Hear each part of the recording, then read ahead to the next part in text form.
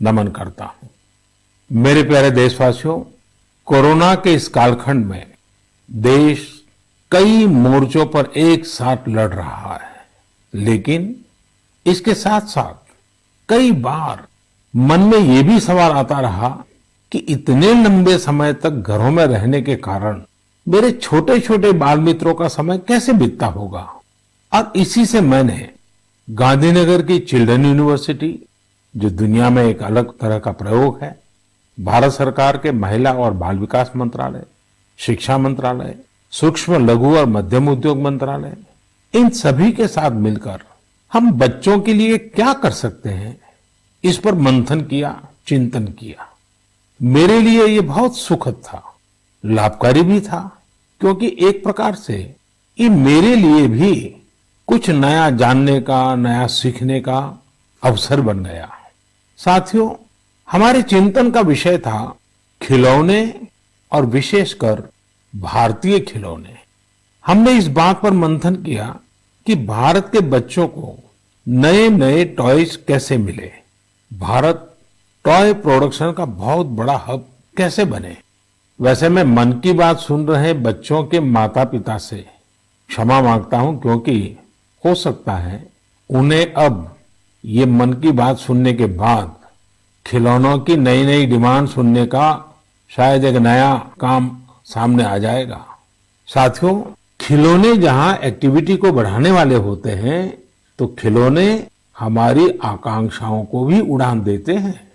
खिलौने केवल मन ही नहीं बहलाते, खिलौने मन बनाते भी हैं और मकसद गढ़ते भी हैं। मैंने कहीं पढ़ा कि खिलौनों के संबंध में गुरुदेव रविंद्रनाथ टैगोर ने कहा था कि बेस्ट टॉय वो होता है जो इनकम्प्लीट हो, ऐसा खिलौना जो अधूरा हो और बच्चे मिलकर खेल खेल में उसे पूरा करें। गुरुदेव टैगोर ने कहा था कि जब वो छोटे थे तो खुद की कल्पना से घर में मिलने वाले सामानों से ही अपने दोस्तों के साथ अपने खिलौने और खेल बनाया करते थे। लेकिन एक दिन बचपन के उन मौज मस्ती भरे पलों में बड़ों का दखल हो गया। हुआ ये था कि उनका एक साथी एक बड़ा और सुंदर सा विदेशी खिलौना लेकर आ गया। खिलौनों को लेकर इतराते हुए अब सब साथी का ध्यान खेल से ज्यादा खिलौने पर रह गया।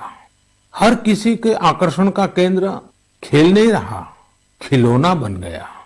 जो बच्चा कल तक सबके साथ खेलता था, सबके साथ रहता था, घुल मिल जाता था, खेल में डूब जाता था, वो अब दूर रहने लगा। एक तरह से बाकी बच्चों से भेद का भाव उसके मन में बैठ गया।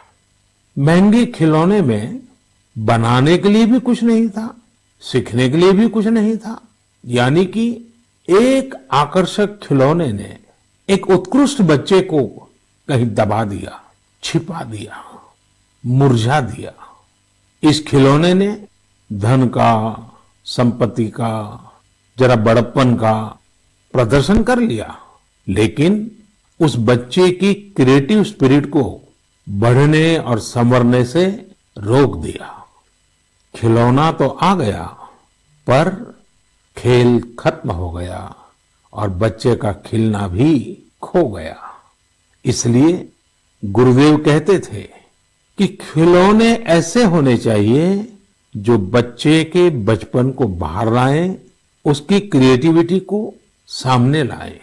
बच्चों के जीवन के अलग अलग पहलू पर खिलौनों का जो प्रभाव है, इस पर राष्ट्रीय शिक्षा नीति में भी बहुत ध्यान दिया गया है। खेल खेल में सीखना, खिलौने बनाना सीखना, खिलौने जहां बनते हैं वहां की विजिट करना, इन सबको करिकुलम का हिस्सा बनाया गया है। साथियों, हमारे देश में लोकल खिलौनों की बहुत समृद्ध परंपरा रही है। कई प्रतिभाशाली और कुशल कारीगर हैं जो अच्छे खिलौने बनाने में महारत रखते हैं। भारत के कुछ क्षेत्र टॉय क्लस्टर्स यानी खिलौने के केंद्र के रूप में भी विकसित हो रहे हैं। जैसे कर्नाटक के रामनगरम में चन्नापटना, आंध्र प्रदेश के कृष्णा में कोंडापल्ली, तमिलनाडु में तंजौर, असम में धुबरी, उत्तर प्रदेश का वाराणसी, कई ऐसे स्थान हैं, कई नाम गिना सकते हैं। आपको ये जानकर आश्चर्य होगा कि global toy industry 7 lakh crore रुपए से भी अधिक की है। 7 लाख करोड़ रुपयों का इतना बड़ा कारोबार, लेकिन भारत का हिस्सा उसमें बहुत कम है। अब आप सोचिए कि जिस राष्ट्र के पास इतनी विरासत हो, परंपरा हो, विविधता हो, युवा आबादी हो, क्या खिलौनों के बाजार में उसकी हिस्सेदारी इतनी कम होनी हमें अच्छा लगेगा क्या? जी नहीं, ये सुनने के बाद आपको भी अच्छा नहीं लगेगा। देखिए साथियों, टॉय इंडस्ट्री बहुत व्यापक है। गृह उद्योग हो, छोटे और लघु उद्योग हो, एमएसएमई हो, इसके साथ साथ बड़े उद्योग और निजी उद्यमी भी इसके दायरे में आते हैं। इसे आगे बढ़ाने के लिए देश को मिलकर मेहनत करनी होगी। अब जैसे आंध्र प्रदेश के विशाखापट्टनम में श्रीमान सीवी राजू है, उनके गांव के अति कोप्पका टॉयज एक समय में बहुत प्रचलित थे। इनकी खासियत ये थी कि खिलौने लकड़ी से बनते थे और दूसरी बात ये कि इन खिलौनों में आपको कहीं कोई एंगल या कोण नहीं मिलता था। ये खिलौने हर तरफ से राउंड होते थे, इसलिए बच्चों को चोट की भी गुंजाइश नहीं होती थी। सीवी राजू ने एती को पक्का टॉयज के लिए अब अपने गांव के कारीगरों के साथ मिलकर एक तरह से नया मूवमेंट शुरू कर दिया है। बेहतरीन क्वालिटी के एती को पक्का टॉयज बनाकर सीवी राजू ने स्थानीय खिलौनों की खोई हुई गरिमा को वापस ला दिया है। खिलौनों के साथ हम 2 चीजें कर सकते हैं। अपने गौरवशाली अतीत को अपने जीवन में फिर से उतार सकते हैं और अपने स्वर्णिम भविष्य को भी संवार सकते हैं। मैं अपने स्टार्टअप मित्रों को, हमारे नए उद्यमियों से कहता हूं, टीम अप फॉर टॉयज। आइए मिलकर खिलौने बनाएं। अब सभी के लिए लोकल खिलौनों के लिए वोकल होने का समय है। आइए हम अपने युवाओं के लिए कुछ नए प्रकार के अच्छी क्वालिटी वाले खिलौने बनाते हैं। खिलौना वो हो जिसकी मौजूदगी में बचपन खिले भी, खिलखिलाए भी। हम ऐसे खिलौने बनाएं जो पर्यावरण के भी अनुकूल हो। साथियों, इसी तरह अब कंप्यूटर और स्मार्टफोन के इस जमाने में कंप्यूटर गेम्स का भी बहुत ट्रेंड है। ये गेम्स बच्चे भी खेलते हैं, बड़े भी खेलते हैं, लेकिन इनमें भी जितने गेम्स होते हैं उनकी थीम्स भी अधिकतर बाहर की ही होती है।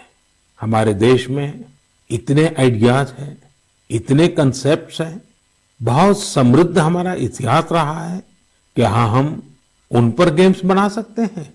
मैं देश के युवा टैलेंट से कहता हूं, आप भारत में भी गेम्स बनाइए और भारत के भी गेम्स बनाइए। कहा भी जाता है, लेट द गेम्स बिगिन। तो चलो खेल शुरू करते हैं। साथियों, आत्मनिर्भर भारत अभियान में वर्चुअल गेम्स हो, टॉयज का सेक्टर हो, सबने बहुत महत्वपूर्ण भूमिका निभानी है और यह अवसर भी है। जब आज से 100 वर्ष पहले असहयोग आंदोलन शुरू हुआ तो गांधी जी ने लिखा था कि असहयोग आंदोलन देशवासियों में आत्मसम्मान और अपनी शक्ति का बोध कराने का एक प्रयास है। आज जब हम देश को आत्मनिर्भर बनाने का प्रयास कर रहे हैं तो हमें पूरे आत्मविश्वास के साथ आगे बढ़ना है। हर क्षेत्र में देश को आत्मनिर्भर बनाना है। असहयोग आंदोलन के रूप में जो बीज बोया गया था उसे अब आत्मनिर्भर भारत के वटवृक्ष में परिवर्तित करना हम सबका दायित्व है।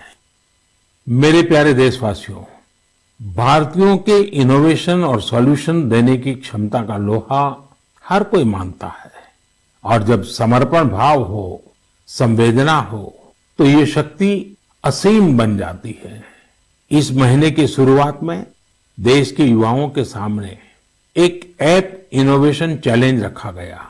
इस आत्मनिर्भर भारत ऐप इनोवेशन चैलेंज में हमारे युवाओं ने बढ़ चढ़ करके हिस्सा लिया। करीब 7,000 एंट्रीज आई। उसमें भी करीब करीब 2/3 ऐप्स टियर 2 और टियर 3 शहरों के युवाओं ने बनाए हैं।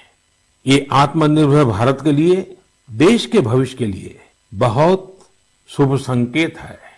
आत्मनिर्भर ऐप इनोवेशन चैलेंज के रिजल्ट्स देखकर आप जरूर प्रभावित होंगे। काफी जांच परख के बाद अलग अलग कैटेगरी में लगभग 2 दर्जन ऐप्स को अवार्ड भी दिए गए हैं। आप जरूर इन ऐप्स के बारे में जानें और उनसे जुड़े। हो सकता है आप भी ऐसा कुछ बनाने के लिए प्रेरित हो जाए। इनमें एक ऐप है कुटुकी किड्स लर्निंग ऐप।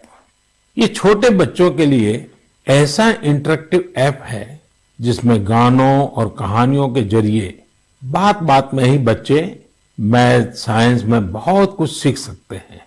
इसमें एक्टिविटीज भी हैं, खेल भी हैं। इसी तरह एक माइक्रो ब्लॉगिंग प्लेटफॉर्म का भी ऐप है। इसका नाम है कू, KOO कू। इसमें हम अपनी मातृभाषा में टेक्स्ट, वीडियो और ऑडियो के जरिए अपनी बात रख सकते हैं, इंटरेक्ट कर सकते हैं। इसी तरह चिंगारी ऐप भी युवाओं के बीच काफी पॉपुलर हो रहा है। एक ऐप है आस्क सरकार। इसमें चैटबोर्ड के जरिए आप इंटरेक्ट कर सकते हैं और किसी भी सरकारी योजना के बारे में सही जानकारी हासिल कर सकते हैं, वो भी टेक्स्ट, ऑडियो और वीडियो तीनों तरीकों से। ये आपकी बड़ी मदद कर सकता है। एक और ऐप है स्टेप सेट गो। ये फिटनेस ऐप है। आप कितना चले, कितनी कैलोरीज बर्न की, ये सारा हिसाब ये ऐप रखता है और आपको फिट रहने के लिए मोटिवेट भी करता है। मैंने कुछ ही उदाहरण दिए हैं। कई और ऐप्स ने भी इस चैलेंज को जीता है। कई बिजनेस ऐप्स हैं, गेम्स के ऐप्स हैं, जैसे is equal to books and expense, Zoho workplace, FTC talent. आप इनके बारे में नेट पर सर्च करिए, आपको बहुत जानकारी मिलेगी। आप भी आगे आए, कुछ इनोवेट करें, कुछ इम्प्लीमेंट करें। आपके प्रयास आज के छोटे छोटे स्टार्टअप्स कल बड़ी बड़ी कंपनियों में बदलेंगे और दुनिया में भारत की पहचान बनेंगे। और आप ये मत भूलिए कि आज जो दुनिया में बहुत बड़ी बड़ी कंपनियां नजर आती है ना, वे भी कभी स्टार्टअप हुआ करती थी।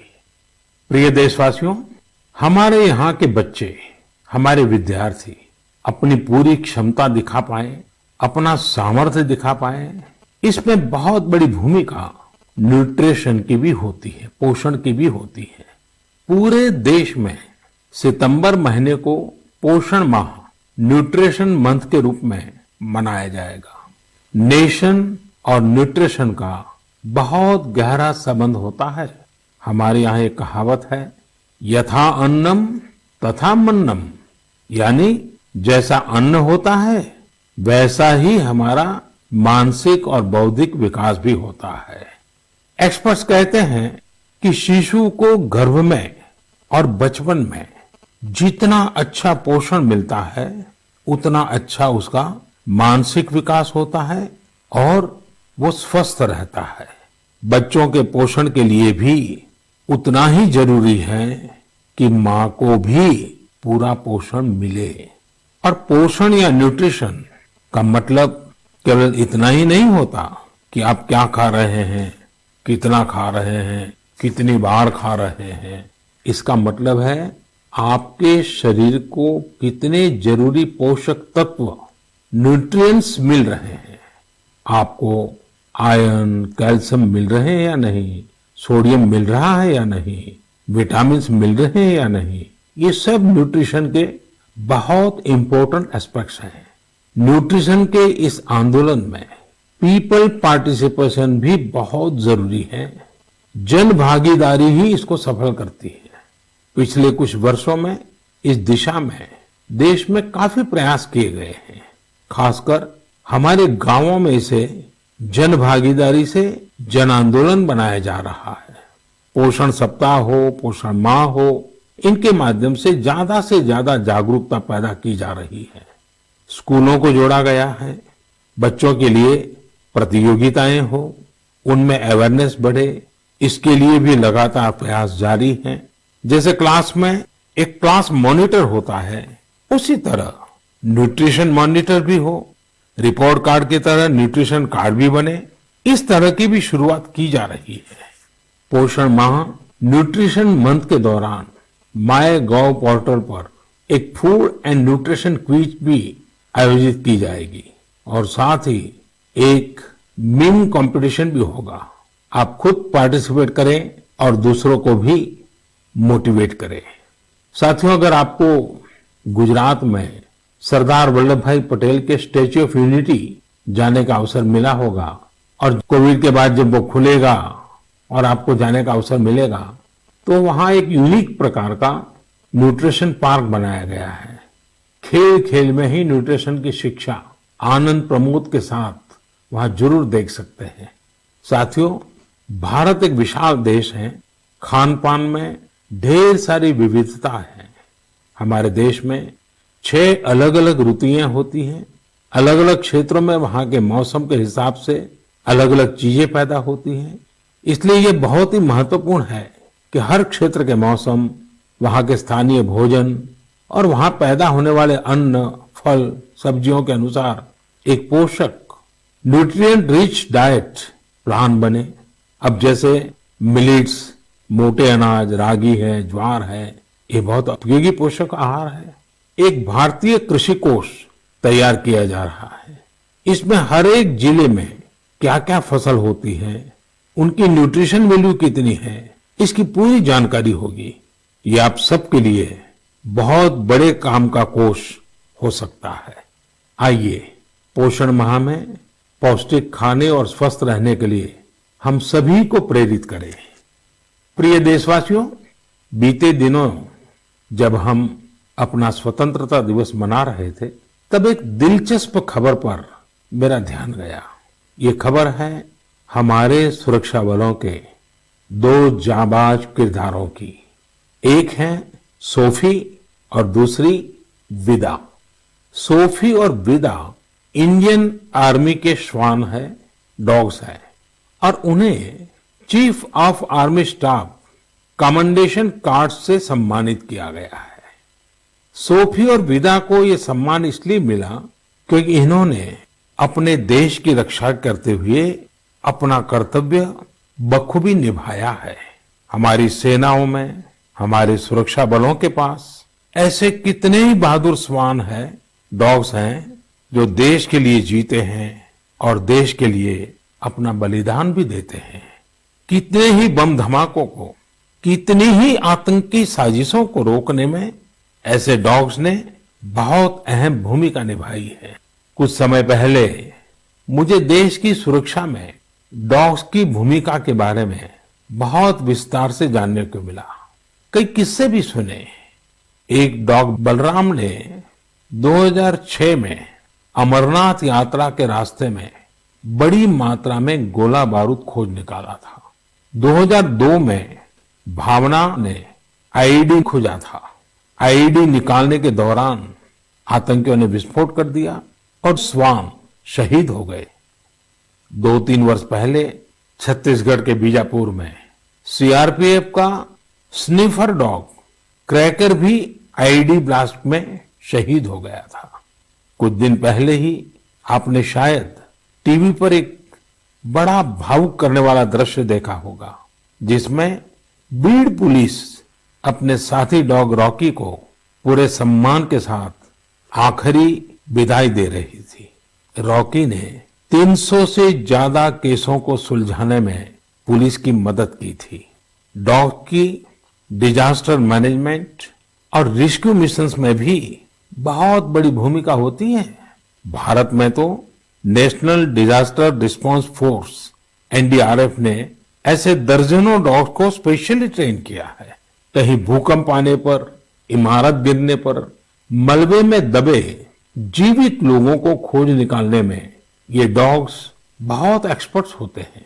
साथियों, मुझे यह भी बताया गया कि इंडियन ब्रीड के डॉग्स भी बहुत अच्छे होते हैं, बहुत सक्षम होते हैं। इंडियन ब्रीड्स में मुधोल हाउंड है, हिमाचली हाउंड है, ये बहुत ही अच्छी नस्लें हैं। राजपलायम, कन्नी, चिप्पी पराई और कोम्बाई भी बहुत शानदार इंडियन ब्रीड्स हैं। इनको पालने में खर्च भी काफी कम आता है और ये भारतीय माहौल में ढले भी होते हैं। अब हमारी सुरक्षा एजेंसियों ने भी इन इंडियन ब्रीड्स के डॉग्स को अपनी सुरक्षा दस्ते में शामिल कर रही है। पिछले कुछ समय में आर्मी, सीआईएसएफ, एनएसजी ने मुधोल हाउंड डॉग्स को ट्रेन करके डॉग स्क्वाड में शामिल किया है। सीआरपीएफ ने कोम्बाई डॉग्स को शामिल किया है। Indian council of agriculture research भी भारतीय नस्ल के डॉग्स पर रिसर्च कर रही है। मकसद यही है कि इंडियन ब्रीड्स को और बेहतर बनाया जा सके और उपयोगी बनाया जा सके। आप इंटरनेट पर इनके नाम सर्च करिए, इनके बारे में जानिए। आप इनकी खूबसूरती, इनकी क्वालिटी देखकर हैरान हो जाएंगे। अगली बार जब भी आप डॉग पालने की सोचें, आप जरूर इनमें से ही किसी इंडियन ब्रीड के डॉग को घर लाएं। आत्मनिर्भर भारत जब जन मन का मंत्र बन ही रहा है, तो कोई भी क्षेत्र इससे पीछे कैसे छूट सकता है।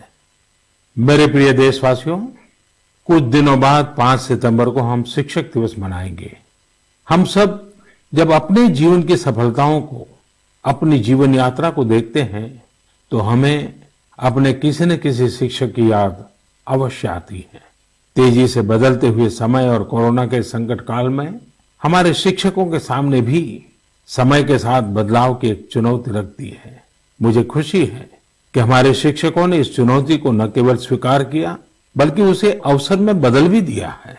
पढ़ाई में तकनीक का ज्यादा से ज्यादा उपयोग कैसे हो, नए तरीकों को कैसे अपनाएं, छात्रों को मदद कैसे करें, ये हमारे शिक्षकों ने सहजता से अपनाया है और अपने स्टूडेंट्स को भी सिखाया है। आज देश में हर जगह कुछ न कुछ इनोवेशन हो रहे हैं। शिक्षक और छात्र मिलकर कुछ नया कर रहे हैं। मुझे भरोसा है, जिस तरह देश में राष्ट्रीय शिक्षा नीति के जरिए एक बड़ा बदलाव होने जा रहा है, हमारे शिक्षक इसका भी लाभ छात्रों तक पहुंचाने में अहम भूमिका निभाएंगे। साथियों, और विशेषकर मेरे शिक्षक साथियों, वर्ष 2022 में हमारा देश स्वतंत्रता के 75 वर्ष का पर्व मनाएगा। स्वतंत्रता के पहले अनेक वर्षों तक हमारे देश में आजादी का जंग, उसका एक लंबा इतिहास रहा है। इस दौरान देश का कोई कोना ऐसा नहीं था जहां आजादी के मतवालों ने अपने प्राण न्योछावर न किए हों, अपना सर्वस्व त्याग न दिया हो। ये बहुत आवश्यक है कि हमारी आज की पीढ़ी, हमारे विद्यार्थी आजादी की जंग, हमारे देश के नायकों से परिचित रहे, उसे उतना ही महसूस करें। अपने जिले से, अपने क्षेत्र में आजादी के आंदोलन के समय क्या हुआ, कैसे हुआ, कौन शहीद हुआ, कौन कितने समय तक देश के लिए जेल में रहा, ये बातें हमारे विद्यार्थी जानेंगे तो उनके व्यक्तित्व में भी इसका प्रभाव दिखेगा। इसके लिए बहुत से काम किए जा सकते हैं, जिसमें हमारे शिक्षकों का बड़ा दायित्व है। जैसे आप जिस जिले में हैं, वहां शताब्दियों तक जो आजादी का जंग चला, उन आजादी के जंग में वहां कोई घटनाएं घटी है क्या, इसे लेकर विद्यार्थियों से रिसर्च करवाई जा सकती है। उसे स्कूल के हस्तलिखित अंक के रूप में तैयार किया जा सकता है। आपके शहर में स्वतंत्रता आंदोलन से जुड़ा कोई स्थान हो तो छात्र छात्राओं को वहां ले जा सकते हैं। किसी स्कूल के विद्यार्थी ठान सकते हैं कि वो आजादी के 75 वर्ष में अपने क्षेत्र के आजादी के 75 नायकों पर कविताएं लिखेंगे, नाट्य कथाएं लिखेंगे। आपके प्रयास देश के हजारों लाखों अनसंग हीरोज को सामने लाएंगे, जो देश के लिए जिए, जो देश के लिए खप गए, जिनके नाम समय के साथ विस्मृत हो गए। ऐसे महान व्यक्तित्वों को अगर हम सामने लाएंगे, आजादी के 75 वर्ष में उन्हें याद करेंगे, तो उनको सच्ची श्रद्धांजलि होगी। और जब 5 सितंबर को शिक्षक दिवस मना रहे हैं, तब मैं मेरे शिक्षक साथियों से जरूर आग्रह करूंगा कि वे इसके लिए एक माहौल बनाएं, सबको जोड़े और सब मिलकर के जुट जाएं। मेरे प्रिय देशवासियों, देश आज जिस विकास यात्रा पर चल रहा है, इसकी सफलता सुखद तभी होगी जब हर एक देशवासी इसमें शामिल हो, इस यात्रा का यात्री हो, इस पथ का पथिक हो। इसलिए ये जरूरी है कि हर एक देशवासी स्वस्थ रहे, सुखी रहे और हम मिल करके कोरोना को पूरी तरह से हराएं। कोरोना तभी हारेगा जब आप सुरक्षित रहेंगे, जब आप 2 गज की दूरी, मास्क जरूरी, इस संकल्प का पूरी तरह से पालन करेंगे। आप सब स्वस्थ रहिए, सुखी रहिए। इन्हीं शुभकामनाओं के साथ अगली मन की बात में फिर मिलेंगे। बहुत बहुत धन्यवाद। नमस्कार।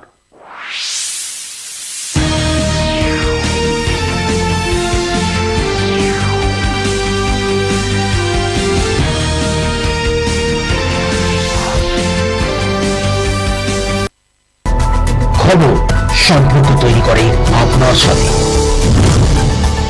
খবর যে শেখায় অনেক কিছু। খবরের সেই পূর্ণ ছবি, না ভয়ে না বদলে, যা সত্যি তাই খবর।